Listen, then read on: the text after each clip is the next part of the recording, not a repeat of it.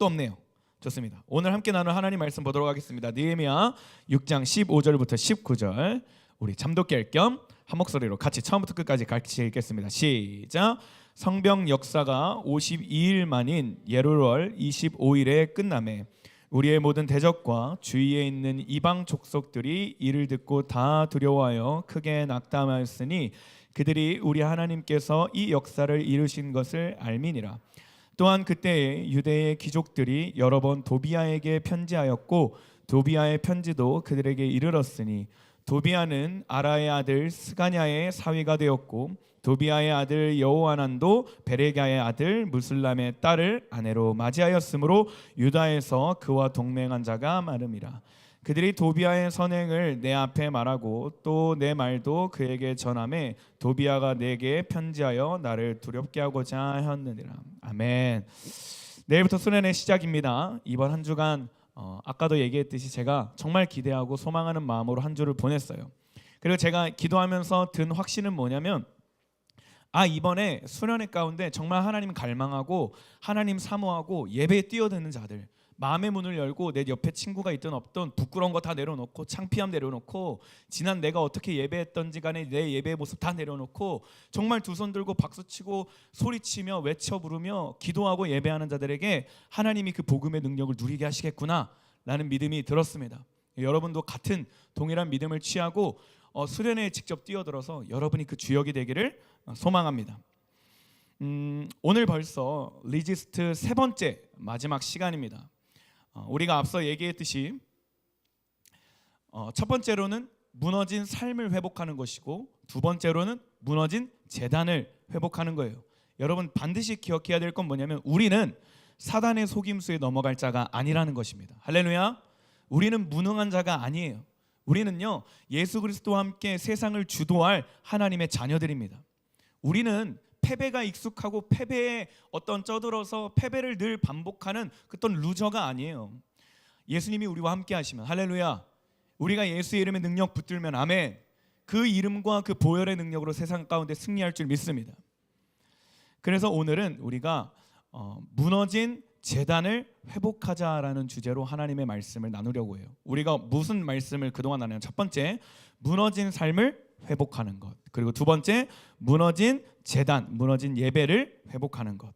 그리고 오늘은 무너진 성벽을 재건하는 것입니다. 무너진 예배를 회복할 때 제가 네 가지 단계를 얘기해서 첫 번째 뭐였어요? 갈망. 예배를 나올 때 하나님의 음성을 듣고자 하는 그 마음, 사모하는 마음. 두 번째, 듣기입니다. 기억나요? 하나님의 말씀을 들으려고 하는. 그리고 세 번째, 그 듣는 마음과 함께 하나님과 대화하는 것. 그 네 번째는 하나님과 대화 속에서 하나님의 말씀이 내 삶 가운데 새겨지면 내가 삶 가운데 살아내겠다 결단하는 것입니다. 오늘 본문 우리가 읽었던 느헤미야라고 하는 본문은요, 느헤미야라고 하는 사람이 성벽 재건을 완수하는 스토리가 담겨져 있는 본문이에요. 느헤미야라는 사람은 어떤 사람이냐면 페르시아 제왕의 술 관원이었습니다. 술 따라주고 술을 이제 컨디션을 체크하는 사람이었어요. 당시에 페르시아는 전 세계적으로 엄청 강한 나라였거든요. 요즘 우리로 따지면 미국, 중국이 없는 미국 정도 강한 나라였습니다. 그럼 그 나라의 왕의 술을 담당하고 있는 술 관원장은 당시에 꽤 높은 직위임을 우리가 알 수 있어요. 아무튼 이 느헤미야라는 사람은 술 관원장으로 괜찮은 삶을 살고 있었거든요. 뭐 돈도 많았고 높은 직이니까 뭐 우러러 밑에 이제 하위들 부하들도 많았죠. 근데 그러다 어느 날에 과거 이제 바벨론의 포로로 잡혀왔을 때 이 유대인들이 공격을 당해서 성벽이 무너졌다라는 소식을 들어요. 느헤미야가. 그리고 너무 속상해하면서 하나님께 기도합니다. 하나님, 제가 이 이스라엘의 무너진 성벽을, 유대인의 성벽을 가서 고치겠습니다. 그리고 당장 가서 그 페르시아 왕에게 얘기를 해요. 왕이시여, 저희 유대인의 성벽이 무너졌습니다. 가서 이 성벽을 좀 재건할 수 있도록 허락해 주세요. 다행히도 아닥사스다라는 제왕은 흔쾌히 허락해 줍니다. 그리고 성벽 재건에 필요한 자금과 물품을 지원해 줘요.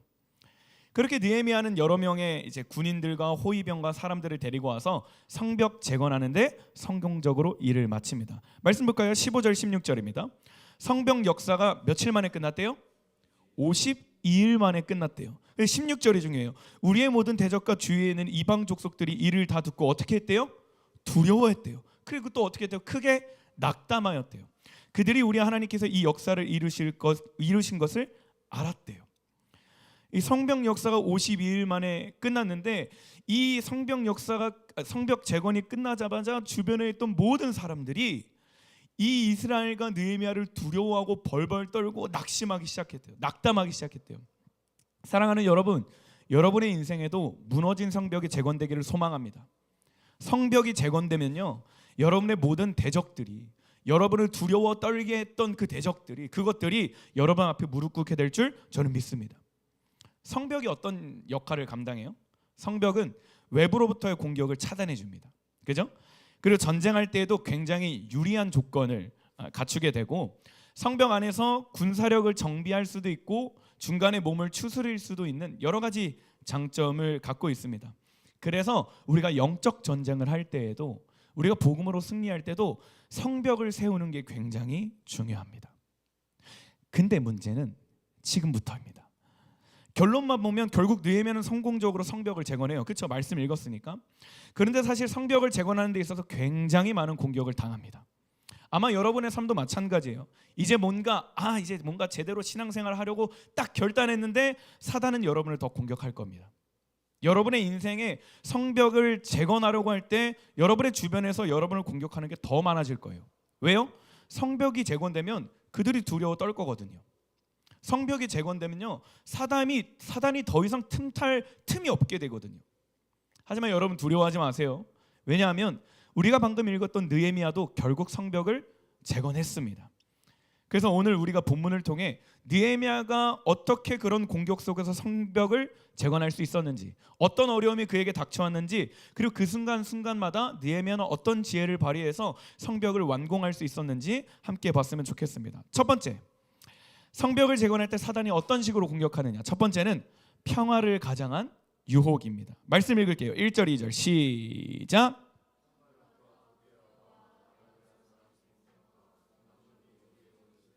내게 성벽을 건축하여 허물어진 틈을 남기지 아니하였다 함을 들었는데 그때는 내가 아직 성문에 문짝을 달지 못한 때였더라. 산발락과 게셈이 내게 사람을 보내어 이르기를 오라, 우리가 오노평지 한 촌에서 서로 만나자니 실상은 나를 해하고자 함이었더라. 자, 이제 성벽 공사가 거의 끝 무렵에 다다랐어요. 52일이 다다랐어요. 근데 산발락과 게셈이 조급해지기 시작한 거예요. 왜요? 성벽이 완공되면 이제 예루살렘의 영향력이 엄청나게 커지거든요. 이제 그 산발락과 도비아의 자신들의 입지가 줄어들어요. 성벽이 재건되면. 그래서 느헤미야에게 오노평지라고 나라고 합니다.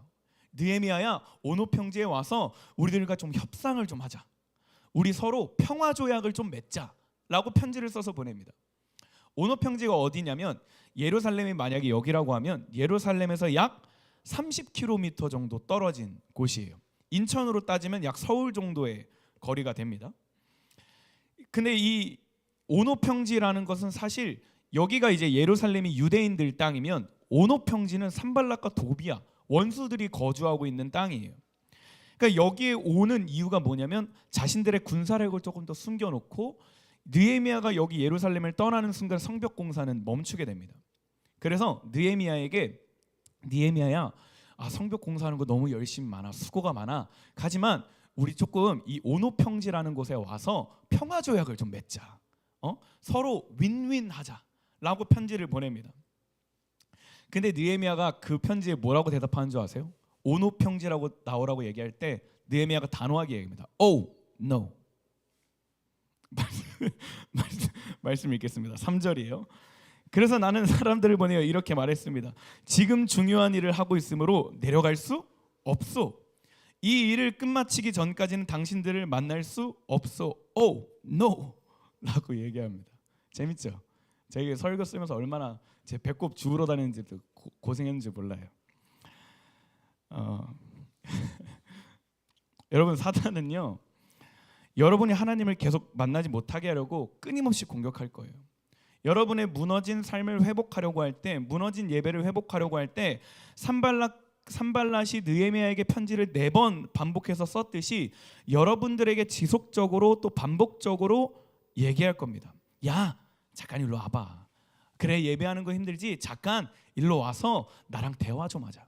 우리 서로 좋게. 야, 뭔 영적 전쟁이야. 굳이 그렇게 피 튀기게 싸우지 않아도 괜찮아. 우리 그냥 사이좋게 해야 돼. 굳이 뭐 피를 볼 필요가 뭐가 있냐. 평화 조약을 좀 맺자. 교회 가도 돼. 예배 가도 돼. 근데 딱 거기까지만.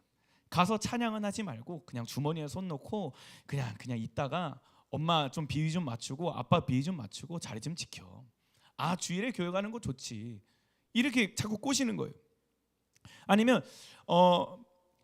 우리가 예배를 드리러 교회 오는 길에 사단이 유혹합니다. 야, 너 지난주에 가서 뜨겁게 기도했잖아. 뜨겁게 예배했잖아. 이번 주는 우리 여행 가자. 우리 이번 주는 친구들과 좀 놀러 가자. 평화롭게 친구들 사이도 좀 지키고 엄마 아빠 말도 좀 듣고 우리 그냥 적당히 신앙생활을 좀 하자 라고 계속 여러분을 꼬드길 거예요. 하지만 느헤미야는 산발락의 계략을 바로 깨뜨려 봅니다. 2절 다시 보세요. 산발락과 게셈이 나에게 전가를 보냈습니다. 느헤미야여, 오노 평야의 한 마을에서 만납시다. 근데 느헤미야는 이렇게 얘기해요. 그러나 그들은 나를 해칠 계획을 꾸미고 있었습니다. 사단의 계획이 뭐래요? 우리를 해치기 위함이래요. 고린도후서 11장 14절에 뭐라고 기록되어 있냐면 사탄도요 자기를 광명한 천사로 가장한대요. 평화를 목적으로 우리를 자꾸 끌어내리려고 한다라는 거예요. 예배를 멈추게 하고 하던 사역을 자꾸 내려놓게 할 거라는 거예요. 왜요? 우리 안에 부르심이 있기 때문에. 여러분을 통해 하나님이 하실 일들이 있기 때문에 사단은 자꾸 평화를 가장해서 여러분을 유혹하는 겁니다. 그렇다면 우리는 그런 사단의 유혹 가운데 뭐라고 대답해야 되나요? 느헤미야가 했던 것처럼 Oh, no 라고 단호하게 대답할 줄 알아야 됩니다. 단호하게 거절할 줄 알아야 돼요. 적당하게 예배하고 적당하게 교회 다니고 적당하게 예수에 대해서 아는 것으로 만족하는 것을 우리는 단호하게 거절하기를 소망합니다. 때론 성벽 재건이 버겁고 지치고 두려움이 있을 수 있어요. 배고픔이 있을 수 있어요.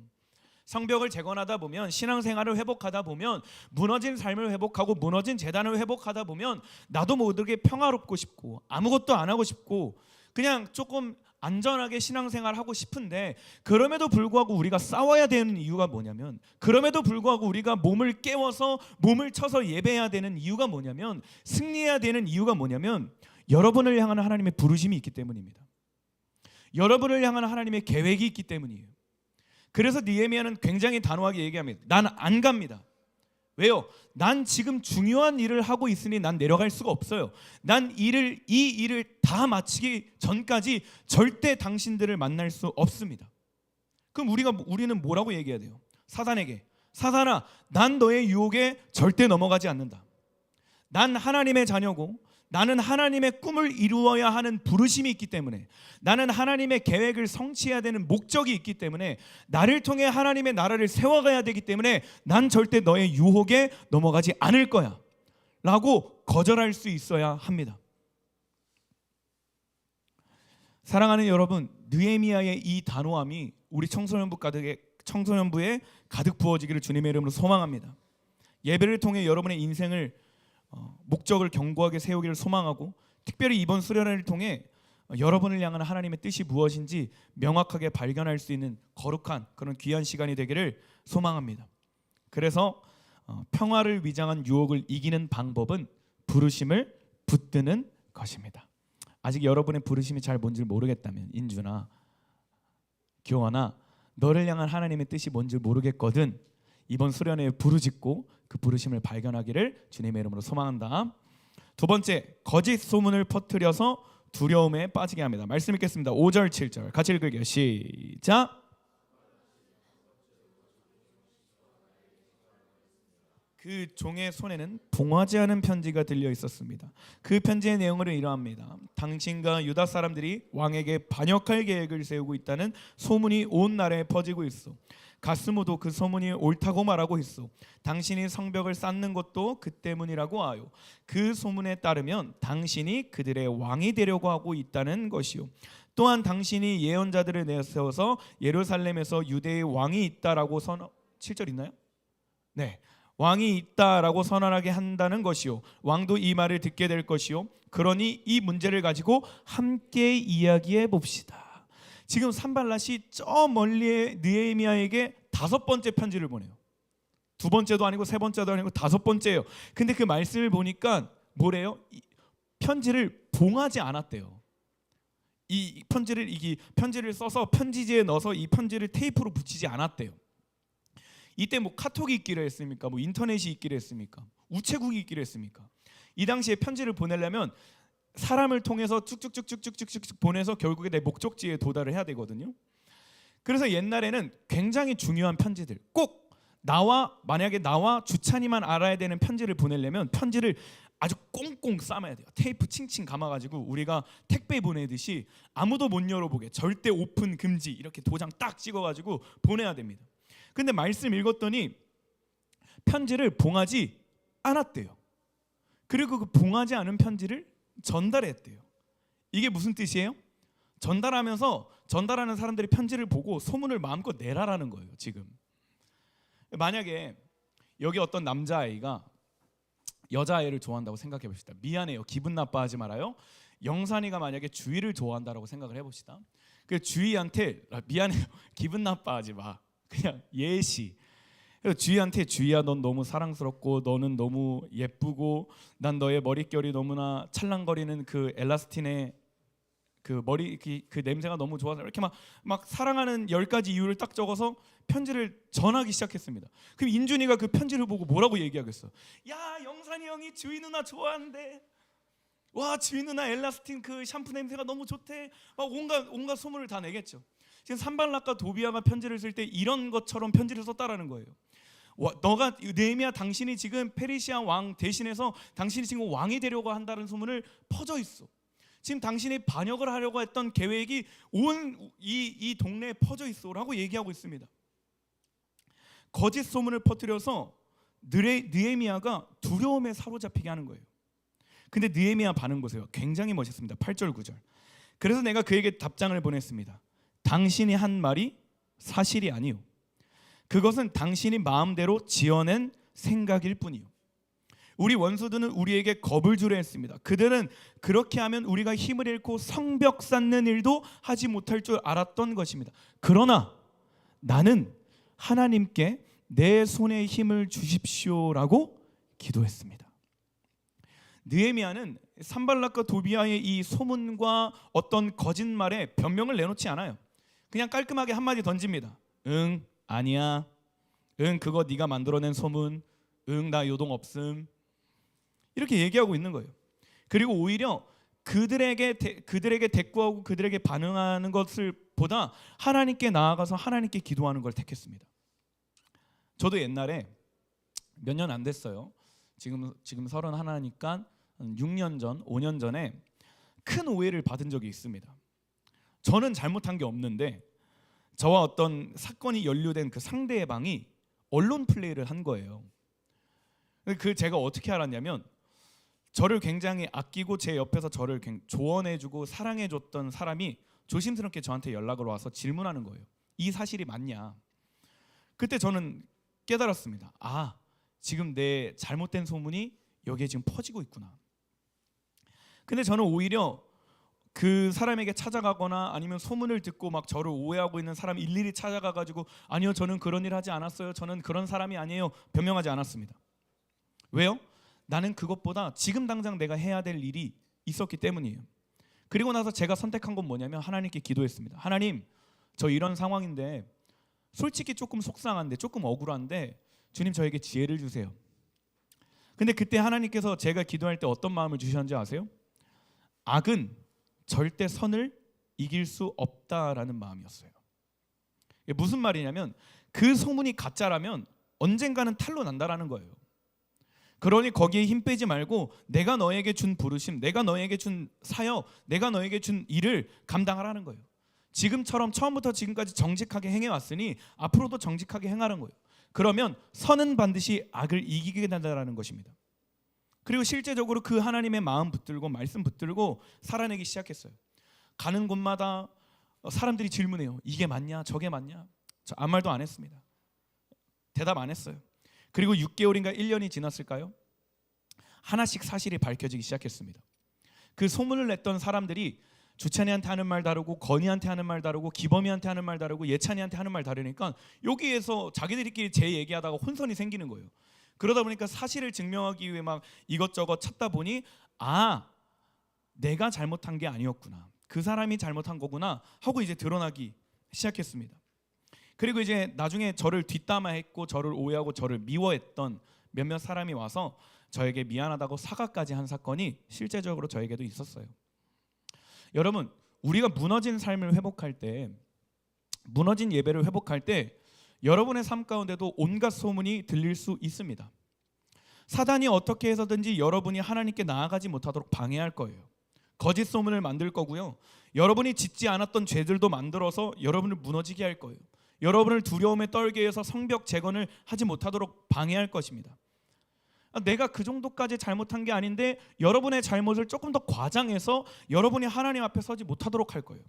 수련회도 마찬가지예요. 우리가 수련회를 가면 은혜 받고 또 하나님께 결단하고 회개할 건데 사단은 그걸 하지 못하도록 여러 가지 이유를 만들어서 수련회를 가지 못하게 할 것입니다.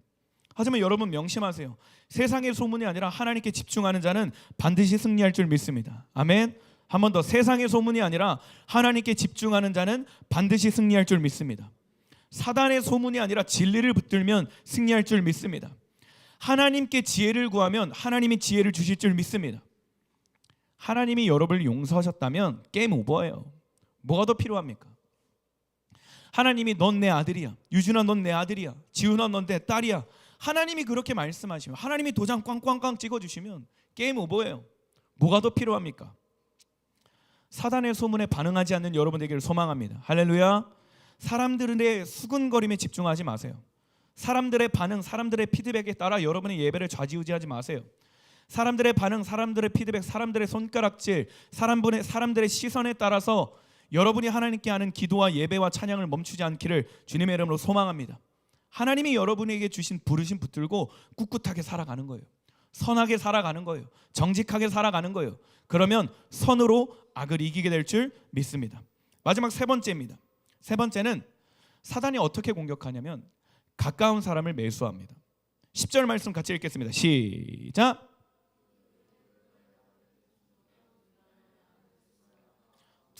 두문불출하기로 내가 그 집에 가니 그가 이르기를 그들이 너를 죽이러 올 터이니 우리가 하나님의 전으로 가서 외소 안에 머물고 그 문을 닫자. 저들이 반드시 밤에 와서 너를 죽이리라 하기로. 자, 여기서 말씀 잠깐 조금 띄워주세요. 스마야라는 사람이 등장해요. 근데 스마야가 며칠 동안 느헤미야 앞에 보이지 않았대요.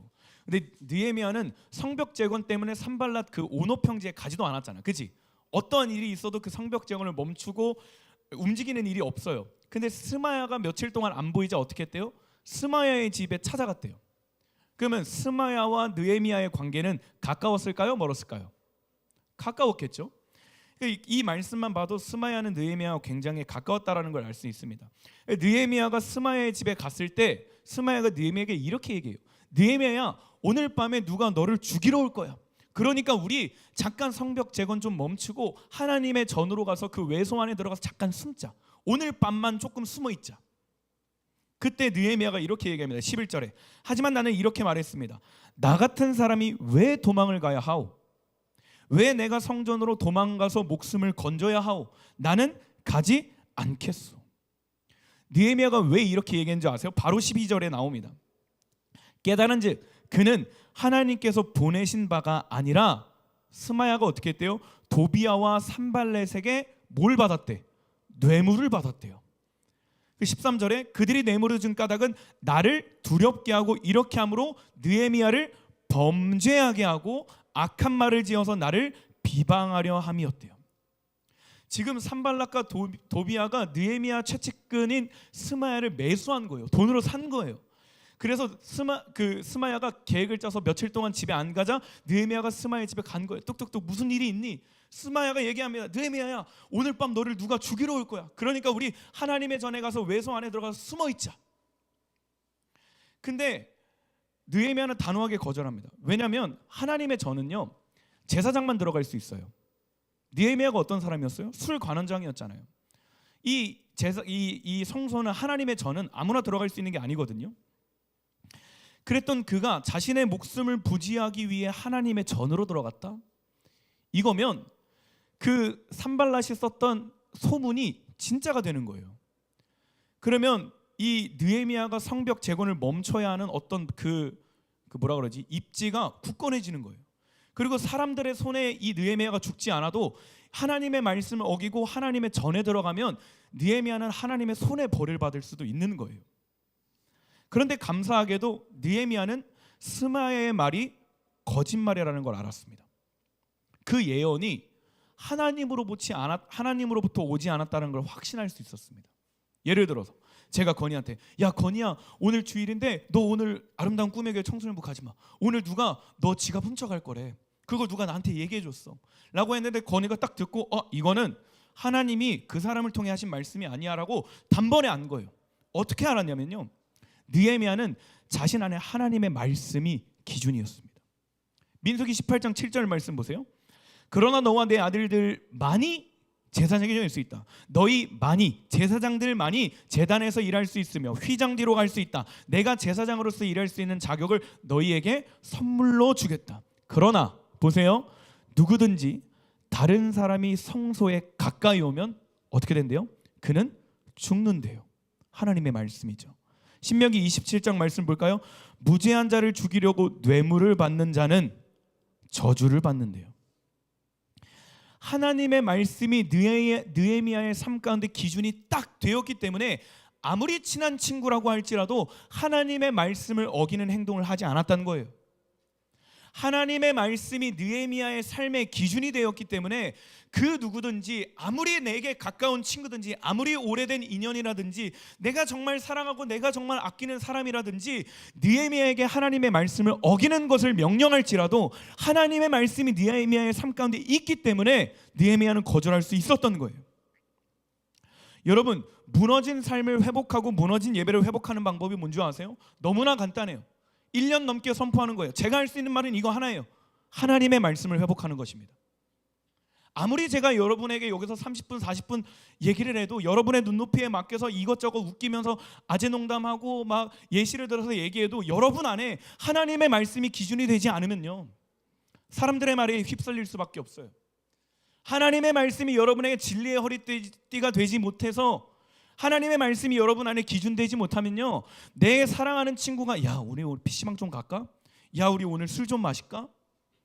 야 우리 오늘 담배 좀 필까? 야 회개하면 된다며, 오늘 죄 좀 지을까? 괜찮다며 얘기하면요, 내 안에 기준이 없으면 그걸 따라갈 수밖에 없다니까요. 친한 무리가 있어요. 5명 6명 맨날 그 친구들이랑 학교 생활해요. 근데 그 친구들 가운데에서 누군가 한 명이 야 너 교회 가지 마, 너 예수님 믿지 마, 예수님을 하나님을 아버지라고 하지 마 라고 얘기할 때 하나님의 말씀이 내 안에 없으면 이 친구들을 잃기 싫어서 그래? 너네끼리 있을 때 나는 그러면 하나님을 아버지라고 얘기하지 않을게. 너네끼리 있을 때 나는 예수님을 예수님이라고 얘기하지 않을게. 너네끼리 있을 때 나는 교회 다닌다고 얘기하지 않을게 라고 넘어갈 수밖에 없다라는 거예요. 여러분, 하나님의 말씀이 없으면 내게 닥쳐오는 상황, 내게 닥쳐오는 두려움, 내게 닥쳐오는 버거움, 내게 닥쳐오는 힘듦, 내게 닥쳐오는 억울함, 내게 닥쳐오는 어떤 힘든 상황 속에서 하나님의 말씀이 없으면 자꾸 우리는 타협하게 된다고요. 아 이거 조금 내려놓으면 내 삶이 편할까? 아 이거 기도하는 거, 이거 중보기도, 이거 여리고 기도에 하루 안 가면 내 삶이 조금 편할까? 근데 아니에요. 사단은요, 여러분의 가까운 사람을 매수해서 여러분의 삶을 회복하지 못하게 하고 있어요. 사단은요, 지금도 오늘도요, 하나님의 자녀인 여러분들에게 여러분의 가장 가까운 사람들을 매수해서 하나님의 말씀을 어기게 하고 있습니다. 그럼 우리는 어떻게 해야 됩니까? 하나님의 말씀을 가까이 해야죠. 할렐루야. 하나님의 말씀을 여러분이 직접 읽고 여러분이 직접 묵상하고 성령의 은혜로 하나님의 말씀이 여러분의 레마가 되어야죠. 여러분이 붙드는 말씀 구절이 있어야죠. 저는 그 말씀 구절이 이번 수련회를 통해 여러분의 심령 가운데 명확하게 새겨지기를 소망합니다. 기억하세요. 힘들 때에도 여러분은 하나님의 사람입니다. 억울할 때에도 여러분은 하나님의 사람입니다. 괴로운 일을 당할 때에도 여러분은 하나님의 자녀인 것을 기억하는 여러분 되기를 소망합니다. 말씀 마무리할게요. 찬양팀 나와주세요. 느헤미야는 결국 승리하게 돼요. 말씀 다시 보겠습니다. 15절 16절이에요. 성벽 역사가 52일 만인 에르월 25일에 끝남에 16절 중요합니다. 우리의 모든 대적과 주위에 있는 이방 족속들이 이를 듣고 어떻게 했대요? 다 두려워하며 크게 낙담하였으니 그들이 우리 하나님께서 이 역사를 이루신 것을 알미었대요.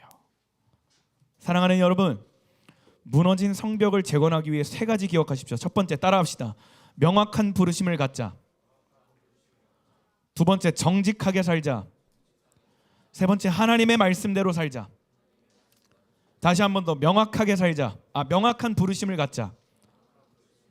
정직하게 살자. 하나님의 말씀대로 살자. 느헤미야의 목적은 명확했습니다. 반주해줘도 좋아요. 무너진 성벽을 재건하는 게 느헤미야의 목적이었어요. 그래서 느헤미야는 이 일을 마치기 전까지 사단에게 절대 틈을 보이지 않았습니다. 한 손에 무기를 들고 남은 한 손으로 일하게 했어요. 성벽을 지키는 사람들을 밤낮으로 세워서 성벽을 지켰습니다. 왜요? 왜 그렇게까지 느헤미야가 무리했어요? 사람들이 배고파서 힘들어하는데, 괴로워하는데, 추워하는데, 더워하는데 왜 그렇게 일하게 했어요? 느헤미야에게는 부르심이 있었기 때문입니다. 여러분은 하나님의 부르심입니다. 다들 모양은 다르고 하는 일은 다르겠지만 반드시 여러분을 향한 하나님의 계획은 있습니다. 여러분을 통해 하나님의 하실 하나님의 비전이 있습니다. 저는 확신합니다. 그러니 사랑하는 여러분, 부르심 붙들고 사시길 축복합니다. 나를 통해 하실 일들을 붙잡고 사는 거예요.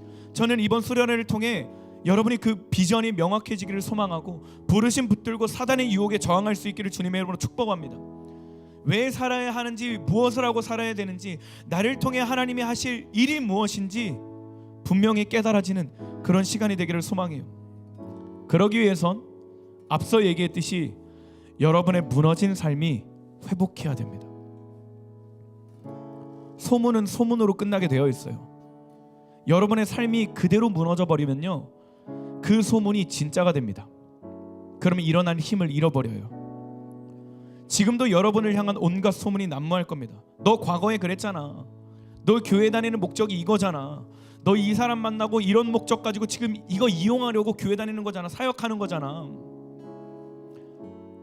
여러분, 그 소문에 귀 기울이지 마세요. 이번 수련회 가운데 여러분이 진짜 회개하고 전인격적인 회개로 말미암아 여러분의 무너진 삶이 회복되기를 주님의 이름으로 소망합니다. 그리고 끝으로는 하나님의 말씀이 회복되어야 됩니다. 성벽은 외부로부터의 공격을 막아주는 역할을 한다고 얘기했어요. 외부로부터 공격을 막는 힘은 하나님의 말씀밖에 없습니다. 그래서 이번 수련회 가운데, 그리고 오늘 우리가 선포된 이 말씀이 여러분의 심령에 새겨져서 어떤 공격에서든지 능히 대적하고 능히 승리할 수 있고 능히 저항할 수 있는 하나님의 말씀이 새겨지기를 주님의 이름으로 소망합니다.